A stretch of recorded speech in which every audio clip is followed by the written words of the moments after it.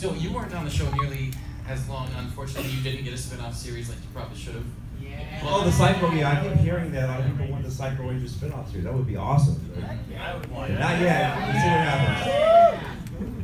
Excellent. But any favorite memories from this set that you haven't shared? Well, everyone knows Audrey, who's the yellow pilot ranger. I had no idea that she was even in the Ranger family. Her and I worked on something a long time ago. We're both in our early. Anyway, yesterday. We did this like PBS, like educational film. It was very silly, but that was a long time ago, and I didn't know that she was actually a ranger until this year. I hadn't seen her like since then, so we had this reunion since we've been here, and it's been great. So yeah, we already worked together, so that's kind of like one of your stories. That's my little thing, little input. That's awesome. And Chris, if you've got anything to share, of course, if you have it for the weekend, you're welcome to do so too, noting that there are kids in the audience. No, I do have something that is fairly PG rated, I guess. Yeah. When I finally gotten over my huge inflated ego and I decided that I would be friends with Justin Nemo, he and I immediately, like after all that garbage went down, we immediately were like basically brothers. We share the same brain. We're that similar. And we went out to a mall. I can't remember where it was. I think it was in Ontario, in California, but I could be wrong. We were at the mall, we're just walking around having a great time, and while he's there, like 3 girls, maybe 13, 14 years old, they see him, and then they just go into full-on giggle mode and all this, and they're like, oh my god, are you Brad Pitt? And he looks at him, and he looks at him, and he puts his hand on my shoulder, and he says, yes, I am. And this is my cousin. And I was like, I'll take it. I don't care. That's fine. I'll be Brad Pitt's cousin. So there it is. That's pretty PG rated, right?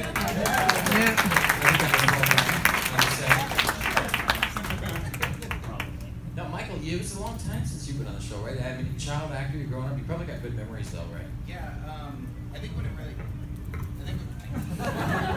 I think one of the more of like the unique experiences of me being on Power Rangers. I was in the 2nd season briefly, and then ended up the 3rd season.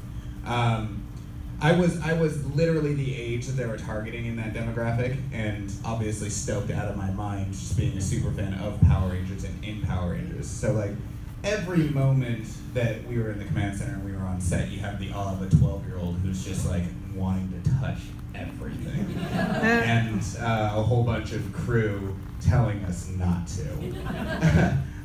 So that was a pretty fun and unique experience to go through. Is literally being on the set and filming scenes, then coming home on Saturday morning and then watching the shows that have been airing previously. It was pretty surreal, and it's just a pretty unique experience, I think, especially being so early in the process. We can pass it on down now. Let's go ahead. Yeah, tell us some of your favorite Power Rangers memories. Your season just ended. Right? Yes. Yeah. So I I haven't even seen the finale. well, I mean, that was just yesterday, but I feel kind of like I'm sneaking in here because I'm Hyperforce Red, and Hyperforce is the only.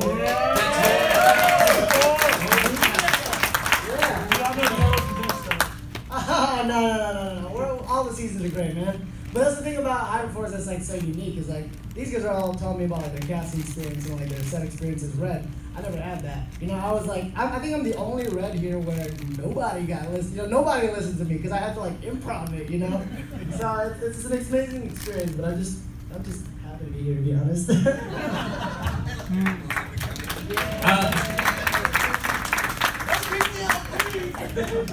Well, when I was auditioning, I think it was for the chemistry read, Camille was there, and she comes over to me, like, I didn't know who she was at the time. She's like, hey, I'm Camille. I'm like, hi, I'm Brennan. She's like, were you in Hawaii? It's like, yeah, like 8 years ago. Why? She's like, I was there too. I was like, okay. She's like, were you on Maui? Yeah. Were you at whatever hotel? Yeah. She's like, my cousin and I used to watch you run on the beach. I was like, what? So apparently was in Hawaii at the same time as Camille, randomly on vacation, and I don't know. So I guess that's just a random story. Yeah, I mean, well, hey man. Running after Brandon on the beach. So that's my random story of like people that we kind of met before, I guess. Except she saw me, I never saw her until casting. But, there you go. And if you would like to share any memories of convention experiences or Zoo Ranger experience with the audience that you might not have shared before today.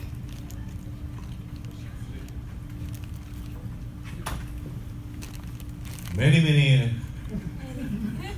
ありすぎてどうしようかな、今こうやってここにいらしてもらってるんですけども、本当10年以上やってなかったらここにもいないし彼らにも会えなかったし、それが一番ねやっててよかったなと思います。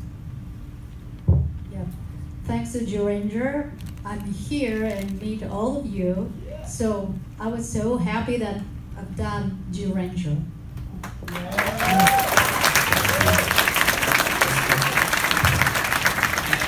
Without the success of Zoo Ranger, we probably wouldn't have what we have here today. Since that was a success, Power Rangers was a success. Now, you guys, we've got some wonderful Rangers on the stage. I thought it was coming. Anyway, we've got some wonderful people on the stage now, and if you guys have questions for them, Gemma is out here, we're out here to get those questions from you. So if you guys want to form a little line by Gemma over here, Come on, we're that'd be gonna fantastic. go this way.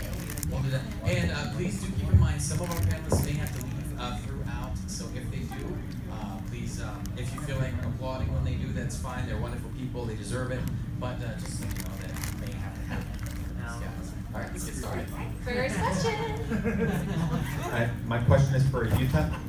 I'm aware that you've attended the Power Rangers movie in Japan in 2017. What was your opinion on the movie?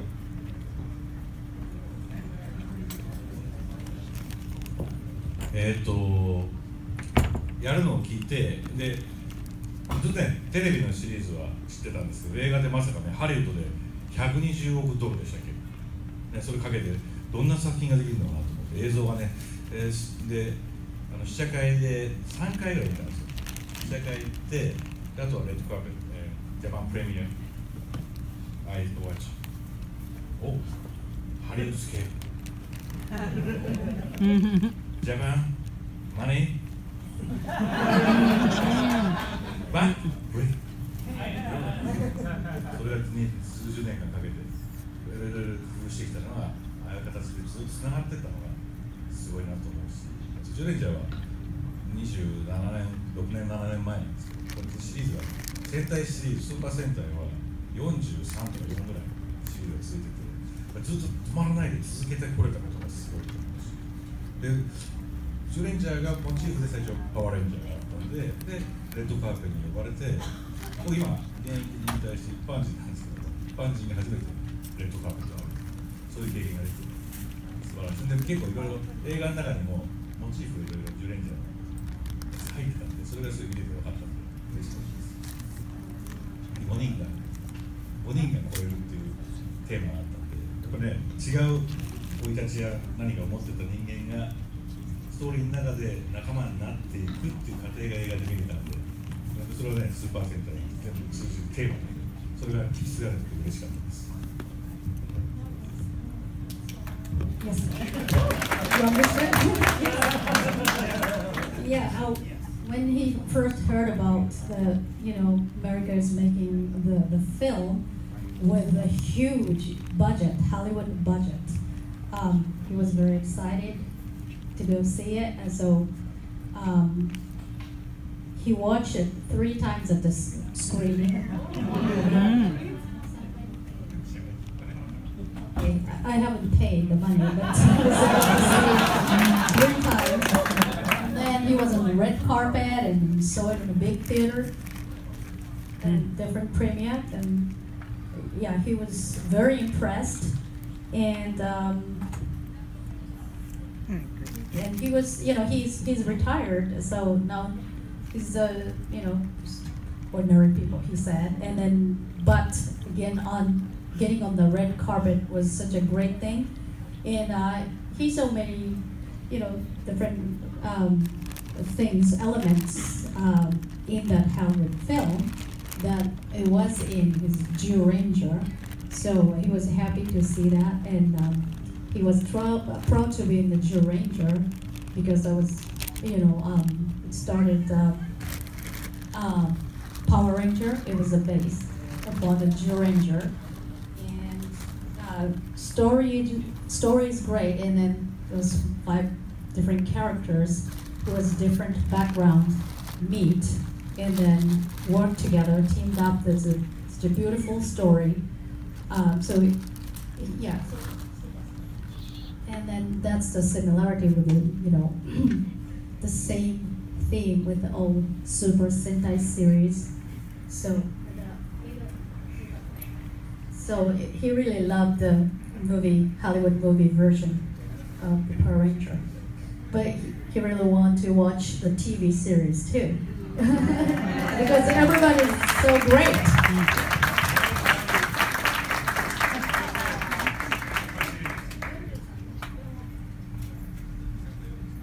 Sentai has 43 or 44 series.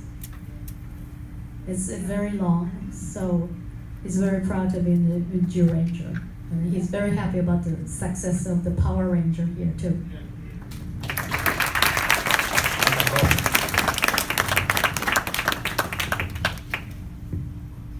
Hi guys. Hi. Hi. This is questions for all of you, if any of you want to answer it. If you had to change any part of your characters, oh wait, that was the wrong way of saying it. Okay, go again. Thank you. If you could add more to your characters into your roles, what would you have added? I would have liked a backstory more explained by my mother, or did I raise myself, or was I an orphanage? Did I learn martial arts? I like to think that he learned martial arts from his dad, and then he continued after his dad went missing. But to actually know for real, I guess if no one else is making it canon, I guess I can. But it'd be cool that just knowing more about the rest of Tyler Navarro's family. I got to control most of what happened in Hyperforce with my character, so that wouldn't really change much. I'm happy with the way it went down. I think it would be amazing if everybody had parents, where they had their individual homes they went to, so you can actually see what their rooms looked like, what posters they had up on the wall, what were they idolizing, what were they wanting to mimic in later on in life, those kind of things. See more hobbies that they do and stuff like I would have liked it to have been explained how Patrick's character and my character were actually long-lost brothers. Because I'm almost as pretty as he is. Look at his face, he's so pretty! Santa, how could your story be So next time, I want a Power Ranger, Red Power Ranger, Santa. Well, you have a battleizer in Hyperforce. You have a whole thing going on. No, but I want a pimped out suit. So. Jingle jingle. I could do Santa in spandex. That's awesome. Great question, thank you. Sean, do you have anything, Sean? Yeah, probably just, I don't know, maybe a little more humor, a little less by the book, cut loose a little more. A little more Jason Font-like. A little more Farja. Well, everybody wants to be like Jason.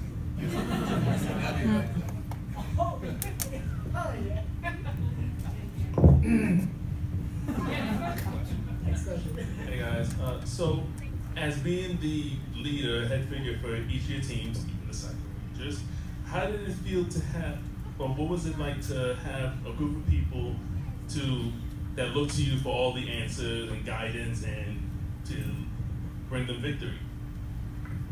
I think Santa should take this one. Santa leading his reindeering. Everybody looks towards you for all the answers and whatnot. Oh man, try running the North Pole. Holy cow. 866 elves, I've got about 2,500 reindeer, you know, that are all competing to be the top reindeers on the sleigh. And the reindeer keeps we hold them every year. You guys think it's the same exact reindeers every year. It's not. So it's just a title that the reindeer win. Rudolph's the youngest, so he's been around the shortest amount of time.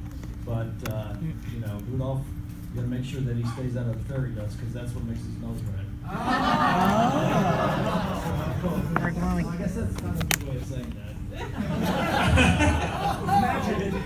It's in his feet. It's in his feet. No.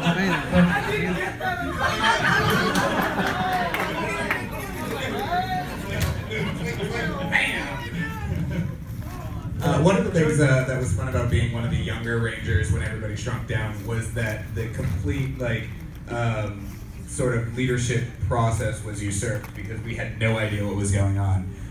So I mean, there was a little bit of a power struggle going on about, you know, the White Ranger and the Green Ranger and the Red Ranger, but when we all shrunk down into little kids, it was a mess. So there were no leaders, and I think that was really refreshing for the show, and it was really fun for us to play just like this ultimate confusion and freaking out. I feel like my season was a little more loose with, you know, like Red was leader, like in fights maybe, in battles, but in regards to just talking in like civilian clothes, we all kind of just worked together and people had different ideas and we all kind of just ran with it. It wasn't like, Tyler said do this, so everyone did it. It wasn't, you know, it wasn't as cemented as it was other seasons, I think. One thing with the cycle is Astrono was trying to tell us what to do, and Cycle Ray wasn't having any of it. I mean, he beating up his own cycles. He was going after Ecliptor, and he was not going to be Astrono's puppet, so to speak. So yeah, he was the leader, but he was just wanting to do his own thing. Tell Astrono lies, nobody's puppet. In our season, I feel like the biggest leader was Ghostface. He was always like in our ear. He was always talking to us, and I feel like individually, each one of the episodes, somebody else was leading. It felt like I truly never felt like the center of it all. I feel like individually we're all the centers that just came together. It was Ghostface. All right.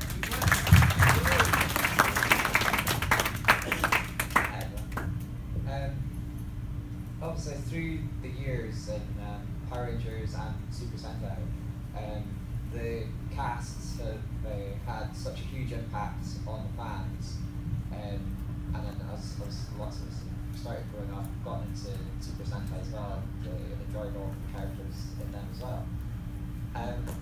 At what point, I guess, does sort of the responsibility for that sort of set into you guys of the impact that you have had on people's lives and will have in people's lives when your shows go out, kind of seeing the response that you get from the fans at conventions and things like that?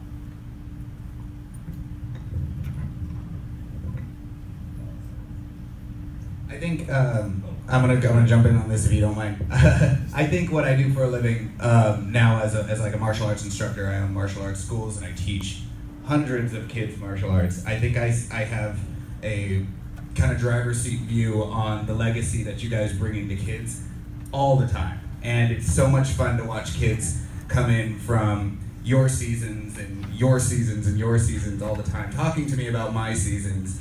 And the legacy, honestly, it doesn't even matter how old they are. Each kid comes in with their favorite ranger. Each kid wants to emulate their favorite ranger, and it's just a legacy that continues with kids forever. So the responsibility is, it's one that is important, and especially for kids, you can very much use it to direct it morally and spiritually. So all of you guys are fantastic for what they're doing. Thank you. That's a great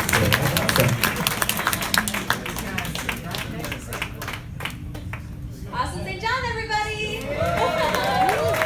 Austin, I'll be there any minute, St. John. I was in photos. And y'all were all in here. What the hell?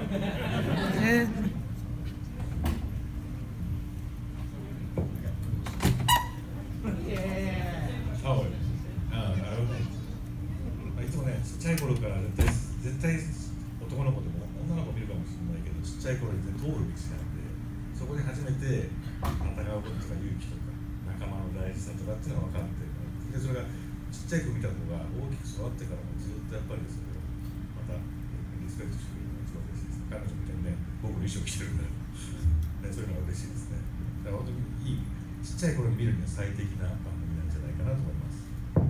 It's a very great program when the kids are small and watch it because they can learn many things about teamwork, love, working together, communication. So, and then they still carry on as they grow up. So that's becomes their elements, and then having you, for example, see her, wearing the, cosplay.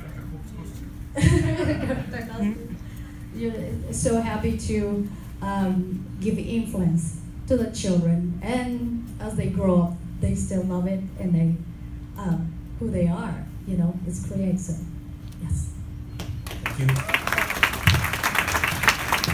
I wanted to piggyback off what he just said about communication. That just like bing, hit me. Communication is one of the number one things you guys have always used for success. Communication. All the call outs, communication was on point all the time. Anyway, do you guys understand that?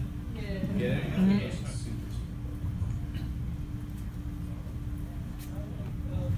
I think for me personally, not only is it like great to be able to be put in this position to influence like the most important generation. The next generation is always the most important, But on top of it, for me myself, it's really great for me because it makes me realize that it's like such a responsibility, On top of just being a ranger, it's kids expect something from you, so you gotta go exactly where they expect you to be. But that's what's important, So that way you always make sure that you're testing yourself to be the best, so that these guys can look up to someone who is good, And I found like even on social media now, a lot of people have come up to me and like, man, thank you for being such like a good influence for my kids like on social media, and that's really cool to hear. And now like although we're done filming, we are still being followed by a lot of our fans from the show, and they still continue to look up to us. So it's like a responsibility, and it's cool to be able to keep making a positive influence. Thank you guys.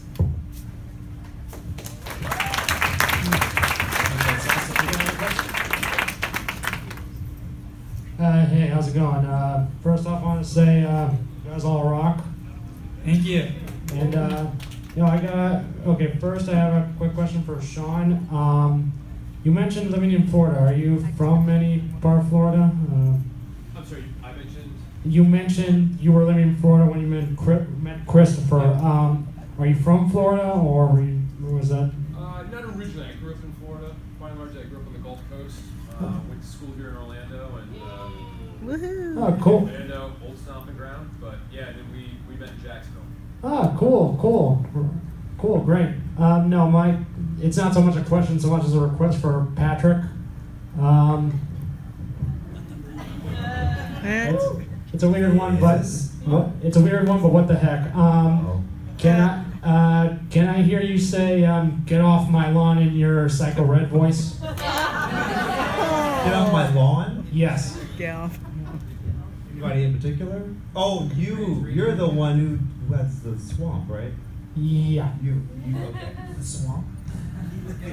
You have explain with No, I joked. I try to keep kids off my swamp in the Everglades. It was a joke. I'll say it for you. Thank you. Get off my swamp. Nice. I really said lawn, but that's even better. Yeah. Okay, take two. Swamp on the lawn. Okay. Get off my lawn. God, I hope he said swamp again.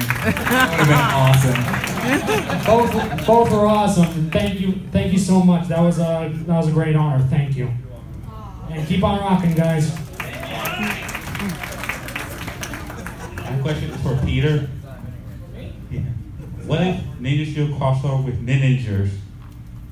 What's that? What if Ninja Shield crossover with Ninjers? I think that'd be pretty dope. I don't know. Yeah, I think it'd be cool. I'm just raising my hand. I hope that answered your question, man. I think that'd be pretty cool. Actually, see the stylistic difference between the two seasons. You know, it's the same type of thing. You're all doing the same type of thing, but it'd be different. You know, Japanese versus American. Yeah. So They cut him out of the Ninja Seal for the sad story. It's too bad. Well, because Yoshi appeared in Ninja, but then they didn't use that footage from Ninja into Ninja Seal yet. I know. Missed opportunity. Oh, we got a Young Ranger fan over here, guys.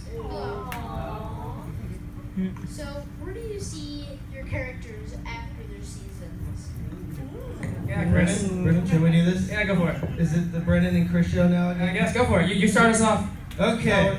Brennan and I have, we've had to deal with this question a number of times, so we have kind of our own canon story. Yeah, we have our own canon that we put together with this. Andros himself has become a very powerful Sith Lord. I actually have a toy of it on my table, on my booth, out there. So come out there, find me, and look at it, and you'll say, "Oh my God, yes, Sith Lord." Yes. So Andros has become a very powerful Sith Lord, flying around through space, doing all kinds of really horrible things, as you do. Fair enough. And to counter my Sith Lordness, if that's a word. Yeah, so Tyler was like, man, I miss being a ranger. Because, he says that a couple times, in season 2. So he asks Keeper if he can go back in time to recruit himself 12 times total to make Forever Red 2 made of Tyler's to fight the Sith Lord. So that's what's going on. So we have this intergalactic battle. We're making this a film. Yeah, it's canon, totally. Boom Studios is making it. Dark Horse.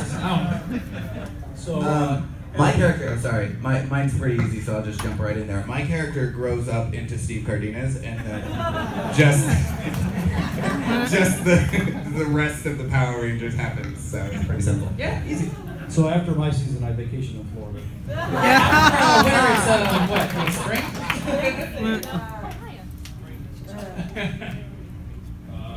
David Carter lived happily ever after. Yeah.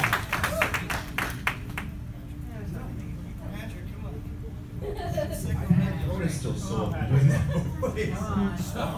I guess we come back to life again, and I think maybe he turns into a good guy for a little bit, like Astronomer. A little bit. Then goes back, then evil again. Yeah, exactly. I'm good for a little while. That'd be a refresher.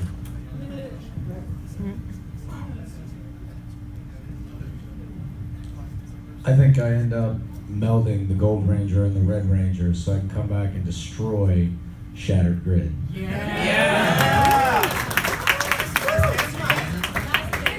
Speaking of Shattered Grid, I mean, when Kyle Higgins called me out, I don't know if you guys were at that panel, and where was that? WonderCon. Yeah, so I went up and asked a question, and he's like, "I'm gonna kill you in the comic for interrupting," but I was like, to fight, because he's like, "How do you want to die?" Like, he asked me because I was ruining the thing, and I was like, "Well, honestly, if you're gonna kill Tyler, I think it'd be cool if Tyler and then Connor from Down of Thunder gave our powers to Jason to combat, so that he became 3 Dino Rangers in one. That'd be a cool suit, right? And that's how Draken would have been taken down. He didn't do it, but he should have. Agreed. That's a good question. All right, my question's more for Peter, but it could apply to anyone else. In the Super Sentai fandom or the Toku fandom, we know you and Yoshi were fans of Super Sentai. So how does it feel being in a position where you get to now meet the people you really admired, like Yuta? And for the rest of the Rangers, was there any particular Ranger actor you saw before your season that you were like, wow, this was just cool, and then you actually got to meet?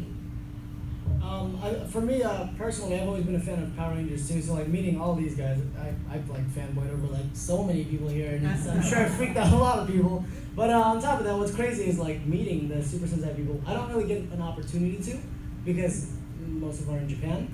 But getting to meet Yuta and more people. I've done a couple of other conventions where other Sentai actors have been there. It's been pretty crazy. I never thought I'd be in this position in my life. I was, when I first auditioned for Power Rangers, it was during the first season, so I was saying last night, I didn't even know who Rocky was. when I was auditioning for him. So obviously it was all about Austin St. John over there. So he was my idol. That's pretty. Yeah, I went to Morphicon before I was a Power Ranger, just as a guest, because my friend played the Red Kamen Rider Dragon Knight, Stephen Lunsford. So yeah, so he was there, so I went with him and like I took a picture with the guy who was cosplaying as the original Megazord.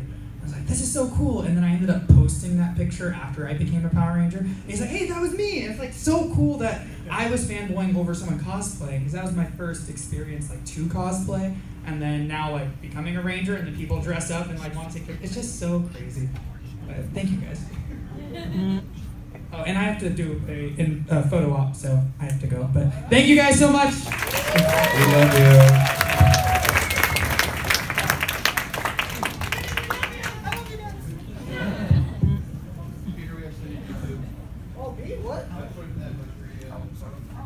There we go. See y'all later. Thank you for having me here. So much for being here, guys. Okay, you can get comfortable now. That's great.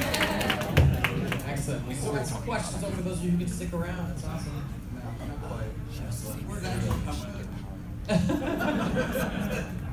When you were 12 back. Hi. Hello. This is a question for everybody. So I was wondering, what are the requirements, like the audition requirements for Power Rangers, and what advice would you give to audition for Power Rangers? Utah as well, of course, because I want to hear both the Japanese and the American perspective on this.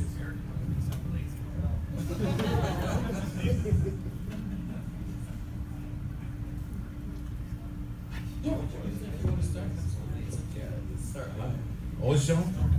You? Yeah. Yeah. 変身ポーズいっぱい覚えてて。 Oh, okay. Oh, right now? Yeah. Oh, okay. Or.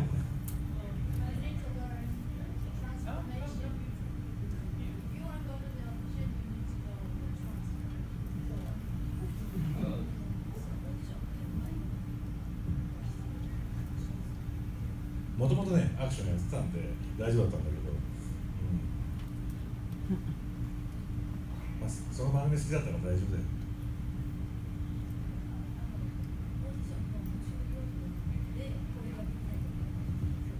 なかったね。Nothing. There's no requirements. But he happened to be in the, Japan Action Club, right? So.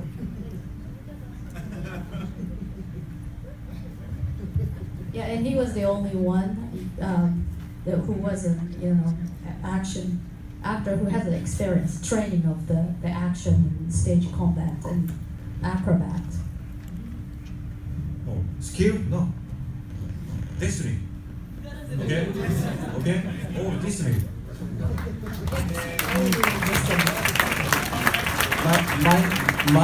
It was pretty easy. Number one, be willing to work for nothing, and number two, look exactly like Steve Cardenas looks when he's 12 years old, and maybe be able to throw a cake.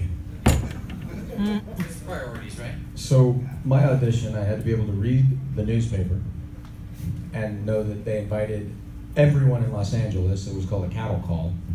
So anybody could show up. The gas station attendant, supermarket guys, and this guy.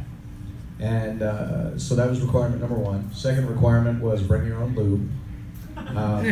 Third requirement was you had to know martial arts. Like it definitely, my group, it was the first thing they tested me on it like 4 different occasions. And they ended up putting me together with an insane stunt choreographer by the name of Tadashi Yamashita in my 4th or 5th audition. He's incredible. He was an 8th dan in Waterloo. The guy looked like he ate children every morning for breakfast. Like he just had angry hobbit look. And my rank at the time, highest rank I had was a 2nd dan in Chungdokwan Taekwondo. So they were like, Tadashi, this director was like, hi man, why don't you come on over here and I'm gonna need you to spar with Tadashi here. I was like, okay. He goes, he's gonna let me know if you've got what it takes. I was like, this is gonna hurt. Like, I'm looking at 8 stripes on this guy's belt going, I hope he doesn't kill me. And so we sparred, and he was a beast. He was so good, but I survived. And so we finished up, and he comes back over to the director, and he's like, "Si, what'd you think?" And he's like, "Yes." And he walked off. I was like, "Yeah, all right." That was about it. So that's how it happens, guys. Very cool. I know a lot of you guys do have things you have to do, places you have to go. So I want to thank you all one more time for being here today and for the entire weekend. I'll step up here. I think we have one or two more questions. Gemma, what do you think? One more request. Oh, request. Okay. So this is my first time at RangerStop. I've been to other conventions, but I've never been to a Power Rangers thing. And I know you guys have been asking for this a lot, but I'd like to see if you guys can morph for us. Aww. Santa first. Of course. Santa.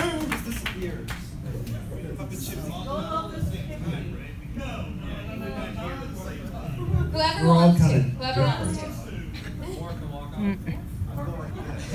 So let's morph and walk You off. can morph and walk off. We can That morph and sounds walk good. off. That'll be That's our mic drop. Is Mic this drop. more Yep, that's our mic drop. Thank you, ladies and gentlemen.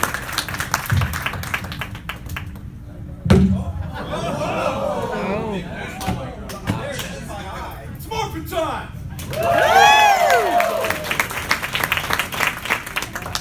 It's very simple.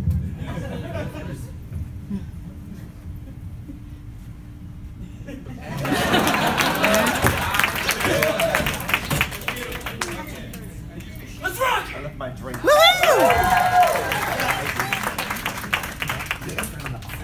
It's morphin' time! It didn't work.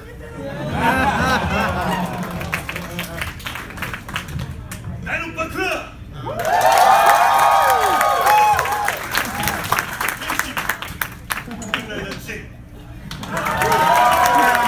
gentlemen, our favorite Red Rangers from throughout history and Santa Claus, ladies and gentlemen. Merry Christmas to all. Happy holidays to everybody.